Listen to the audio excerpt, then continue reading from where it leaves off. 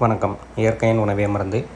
நம்ம பார்த்திங்கன்னா இயற்கை விவசாயம் பண்ணிகிட்ருக்கோம். கருங்குருவை நமது பாரம்பரியமான நெல் பார்த்திங்கன்னா கருங்குருவை நேரடி நெல் விதைப்பில் ட்ரம் சீடர் மூலிமா விதைச்சி 18 நாள் ஆகுது.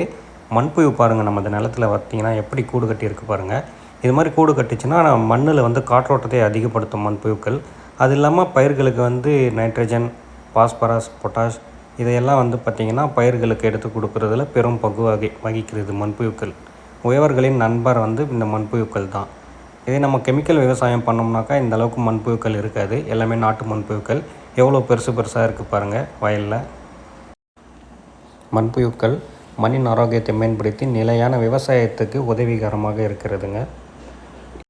இயற்கை விவசாயம் செய்வோம். மண்புழுக்கள், நண்டுகள், நத்தைகள் இவைகள் வாழ்வாதாரத்தை மேம்படுத்துவோம். அனைவரும் நலமாய் வாழ்வோம். நன்றி, வணக்கம்.